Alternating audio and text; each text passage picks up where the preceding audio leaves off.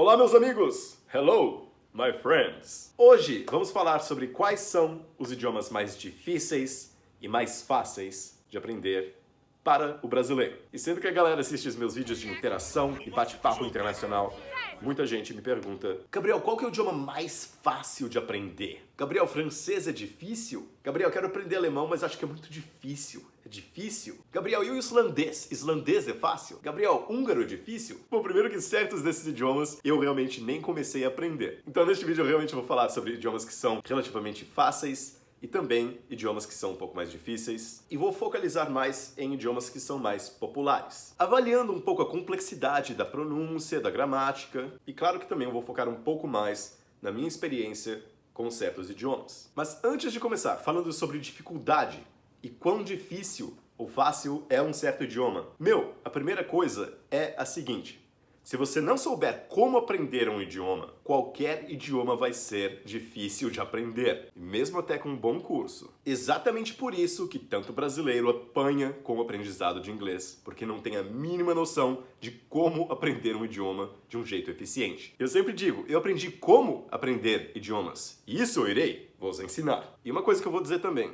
esse como aprender um idioma é um jeito muito mais natural que você imagina. É realmente mais parecido com o jeito que você aprendeu português quando era criança, do que, por exemplo, ficar bitolado estudando gramática de inglês. The book is on the table. Galera, me siga também no Instagram. E qual é o desafio? É só falar uma frase no idioma que você está aprendendo. Vai lá no Insta, coloca @GabrielPolyglot, coloca o hashtag #OneSentenceChallenge e compartilhe com o mundo a frase que você aprendeu. A galera está participando, está muito bacana. Hey Gabriel, challenge accepted, man. Language connects people. What's up, what's poppin' dudes? I'm Billy, I'm French. Hallo, mein Name ist Kahen. Ich bin Brasilianerin. For example, I go to the cinema once in a blue moon. Com uma frase por dia, a gente chega longe. Mas por que não mais que uma, né? Então vamos começar com os idiomas mais fáceis para brasileiros. Bom, os idiomas que serão mais fáceis para quem fala português serão idiomas próximos ao português. Por exemplo, galego. Galego falado na Galícia é um idioma bem fácil para quem fala português. Exatamente porque é bem próximo ao português. Em qual cidade que vocês moram na Galícia? Eu creio que é muito bonito. Interessante. E logicamente o espanhol também é bem próximo ao português. Mas, lógico, é válido dizer que existem várias diferenças, existem vários falsos cognatos também, e mesmo sendo um idioma relativamente fácil para brasileiros, nós temos que nos dedicar bastante para chegar a um bom nível de espanhol. Senão a gente vai ficar para sempre no portunhol.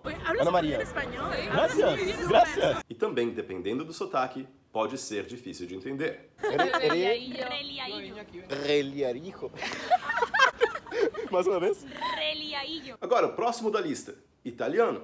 O italiano também é relativamente fácil do brasileiro aprender. Porém, é um pouco mais diferente que o espanhol. A galera vai ter que aprender mais vocabulário, tem certas estruturas gramaticais também que são mais diferentes, mas para chegar a uma boa pronúncia e também para compreender o italiano é relativamente fácil. Sono andato solo una volta.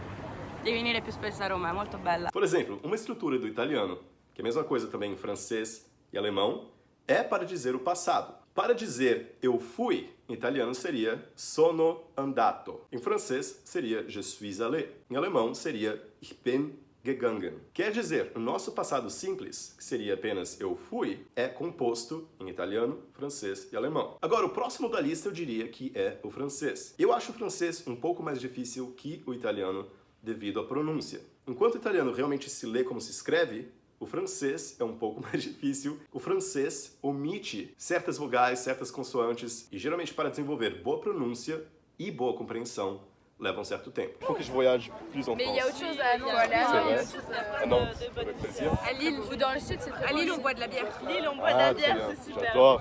J'adore bien. Mas claro, ainda é um idioma que vem do latim, e por isso é relativamente fácil para nós brasileiros. Tem muito vocabulário parecido, e tem muitas expressões também que são parecidas. E agora, o inglês. Bom, o inglês é teoricamente um pouco mais difícil que os idiomas latinos. Porém, tem certos elementos que são fáceis também. Por exemplo, a conjugação verbal é bem fácil. Também não temos o gênero gramatical. Tudo é neutro, então não tem a maçã ou carro, seria the apple, the car. Mas claro que o inglês tem as suas complexidades. Tem vários tempos verbais. Southampton. Nice. I've been to London a few times. Oh, I love London. London's really nice. Very nice. Agora, o holandês, eu considero o holandês um pouco mais difícil que o inglês, mas também não é tão difícil. O holandês realmente está mais ou menos entre o alemão e o inglês, e também tem certas palavras de francês, e ele é considerado relativamente fácil para quem fala já inglês. Waar in Nederland woont jou? Waar ik woon? Ja. In het zuiden, in Limburg. Então vem o alemão. O alemão que realmente é considerado um idioma um tanto quanto complexo, especialmente em relação à gramática. Mas é um idioma muito legal, então não se deixe intimidar. Aber Schokolade aus Österreich. Mutterkugel. Ja, ich habe schon gegessen. Os casos do alemão geralmente assustam os brasileiros que estão aprendendo, especialmente o jeito que os artigos mudam baseado nos casos. Vou demonstrar. Por exemplo, o homem em alemão é der Mann. No sujeito, der Mann não vai mudar. Der Mann spricht Portugiesisch. O homem fala português. Porém, no acusativo do alemão, que seria um objeto direto, der muda para den. Ich sehe den Mann. Eu vejo o homem. Outro caso gramatical seria o dativo. E daí der Mann vira dem Mann. Ich spreche mit dem Mann. Eu falo com o homem. E também tem um quarto caso gramatical que é o genitivo. Das Buch des Mannes. O livro do homem. Lógico que existem outras complexidades, eu vou falar só sobre essas, porque senão seria uma aula de alemão. E o alemão tem 3 gêneros gramaticais: masculino, feminino e neutro, assim como o russo, que também é um idioma um tanto quanto complexo.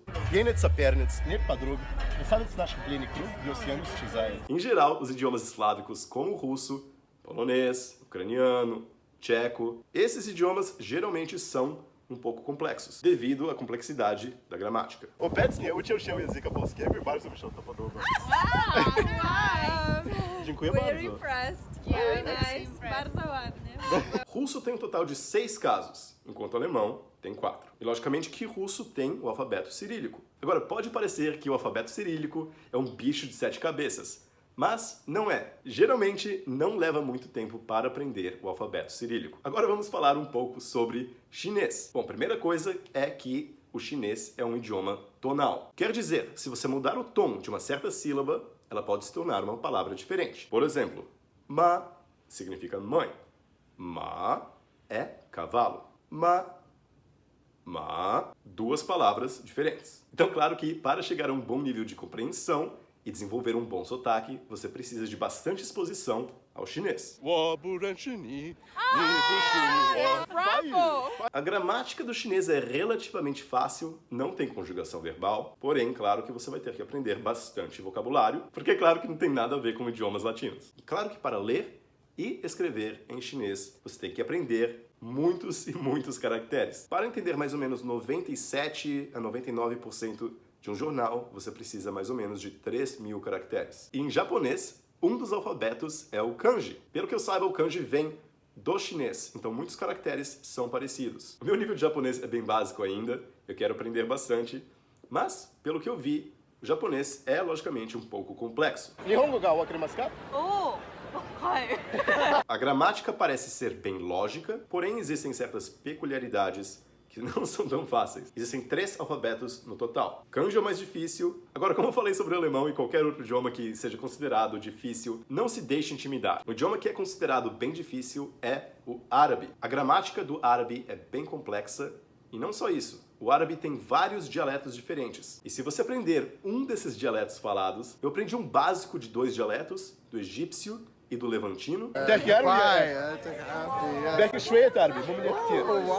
E ouvi dizer que se você aprender um dialeto, você ainda pode apanhar bastante com os outros. Ouvi dizer que húngaro é meio difícil, especialmente por não ter nada a ver com outros idiomas europeus. E mesma coisa com o finlandês, que tem, parece, alguma relação com o húngaro. Sueco e norueguês não são idiomas considerados tão difíceis. Jag tror att min brytning på svenska är hemsk.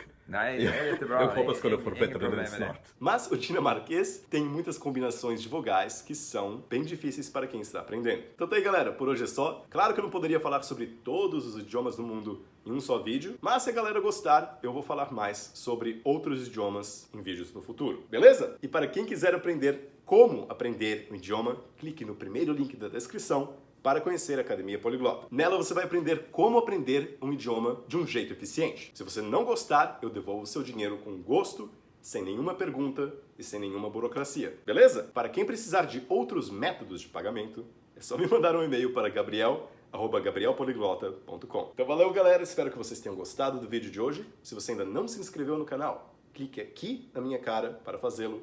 E como sempre, um grande abraço a todos vocês e valeu!